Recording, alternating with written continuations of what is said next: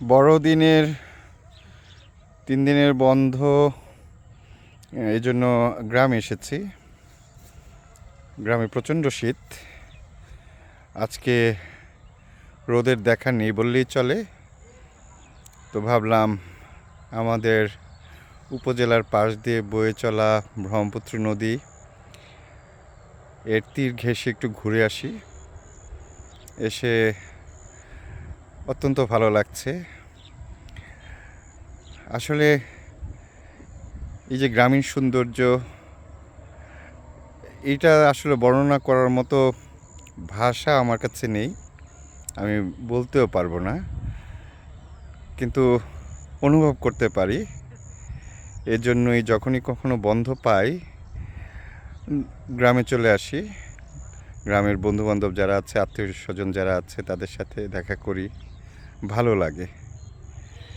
নদীতে এখন খুব বেশি পানি নেই, অল্প কিছু পানি অবশিষ্ট রয়েছে। এখন শীতকাল, পানি কমতে থাকবে। আবার যখন বর্ষাকাল আসবে এই নদীতে তখন টইটুম্বুর পানি থাকবে, নৌকা চলবে, বিভিন্ন অ্যাক্টিভিটিসও হয়। এখনকার গ্রামে স্পিডবোট চলে, মানুষ খুব আনন্দ করে। তো অসাধারণ সুন্দর এই প্রকৃতি, সেই প্রকৃতিটা উপভোগ করছি, ভালো লাগছে।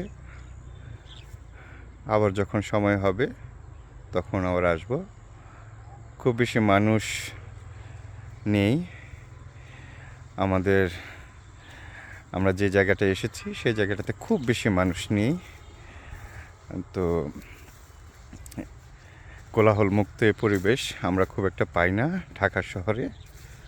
তো কাকা আসছেন। কাকা, মাছ কেমন পাইলেন? দেখি দেখি কি মাছ পেয়েছেন। ও, সব হচ্ছে গুড়া চিংড়ি। চাচা শীতে কাঁপতেছে, যে অত্যন্ত ঠান্ডা। এই প্রচণ্ড শীতে কাকা জীবিকার তাগিদে এই নদীতেই মাছ ধরেছে। মাছ খুব বেশি পাননি। তো আমরা যারা শহরে থাকি তারা হয়তো এই গ্রামীণ জীবনের সৌন্দর্যটাই দেখতে পাই। এখানকার মানুষের কষ্ট খুব বেশি বোঝার ক্ষমতা আমাদের নেই। তো এই শীত কিন্তু আমাদের মতো শহরে যারা জীবনযাপন করি তাদের কাছে অনেক আনন্দের। আমরা নতুন নতুন শীতের পোশাক পরি, শীতের অপেক্ষা করি। তারপরে হচ্ছে এক্সপোর্ট কোয়ালিটির আমরা জ্যাকেট কিনি, বিভিন্ন শীতের দ্রব্যাদি কিনি। কিন্তু গ্রামে আসলে বোঝা যাবে যে গ্রামীণ মানুষের সবার জন্য এই শীতটা সুখের নয়। এই সময়টা কিছু কিছু মানুষের জন্য অত্যন্ত কষ্টের।